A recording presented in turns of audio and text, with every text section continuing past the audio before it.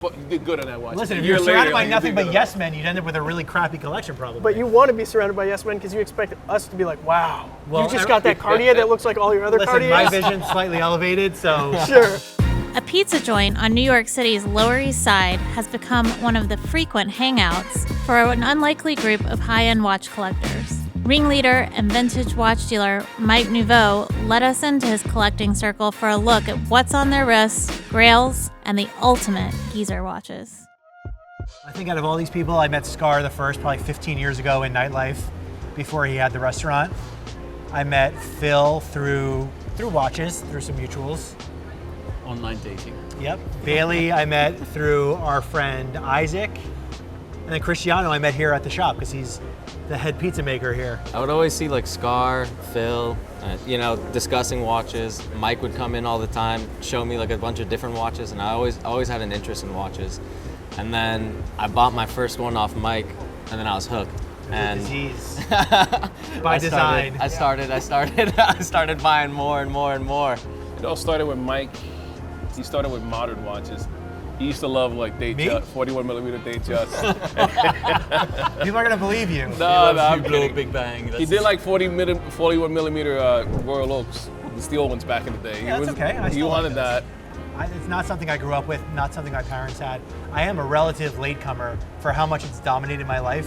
It was probably, 2005 maybe is when I started getting interested in vintage watches. I had a friend from the men's fashion world who was a collector, and he had an Instagram just where he would post his watches, and I started following. I'm like, this is pretty interesting. I could see myself getting into this. So I did probably like a year of research before I even bought my first one. Surprisingly. Yeah, I know. I've been into watches for like 8 or 9 years probably, and I like did my best to like go to watch meetups and stuff like that, even without a watch. Well, watches, I actually sold a car to Ben Clymer. And then Ben and I became friends, and then I got sucked into watches. It was kind of all inadvertent. It was a 1960 Lancia Flaminia Sport Zagato. So I always liked watches. I used to wear watches, not like expensive. I was broke. I used to wear like Nike watches and like Guess watches, Gucci watches, stuff like that when I was growing up. And he got me into vintage watches. It's a functional, I call it a functional piece of jewelry. Like you actually could use it. It's like not like a ring where you can't do anything with it. A watch, you could wear it, have fun with it. Doesn't lose value as long as it's something that people want. You buy it right. You buy it right, yeah. We co-birthed the geezer child together. We're co-parents. We're co-parenting. He just used the term geezer to refer to everything. And then we started using it to refer to the weird watches that he bought that nobody else wanted. Because the original geezer watches were the watches I collected from the 70s, like the 70s Patek stuff, that he then started calling geezer watch, which is technically elder abuse, but we don't have to talk Anything about we that. do to him is elder abuse. Weirdly enough, I'm wearing a Toledano and Chan. I never see you wearing all the watch. It's the first time I've ever seen I know, man, I know. This is a full collection of geezer watches.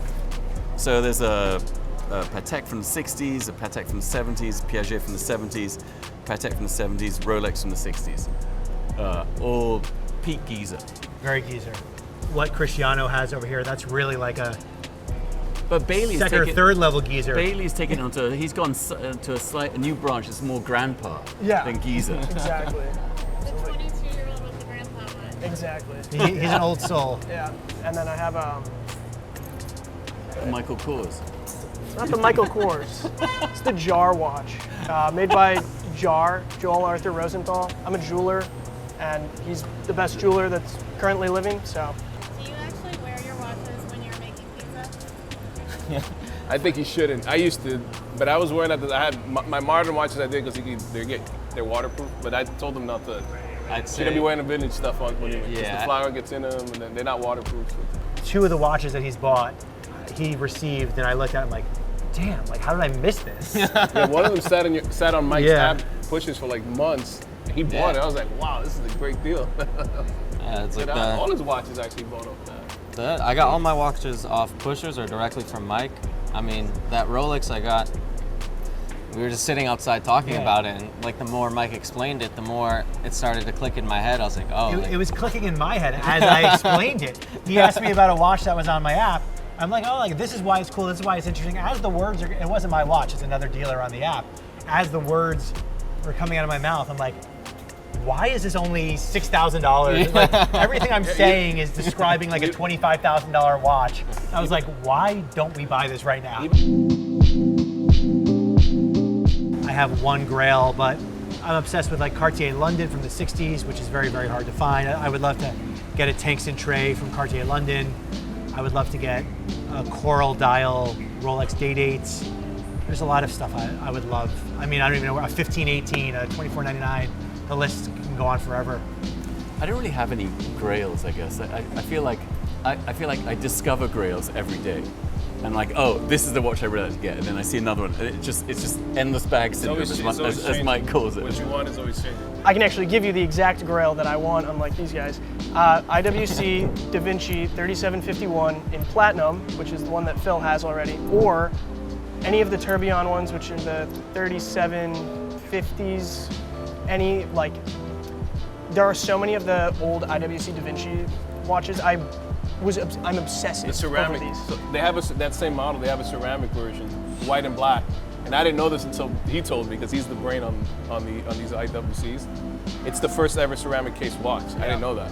I was like, wow. And they're actually, if you find them, they're actually not bad. They're pretty cheap for what they're Yeah, I mean, for that provenance. I'm actually shocked. and in terms of like value too, the He amount likes of value. like, He loves value. yeah, I like a good deal, but I also think it's highly undervalued. Just like, you're getting so many complications for the price of a Rolex Submariner, like a new one. Like, it's crazy.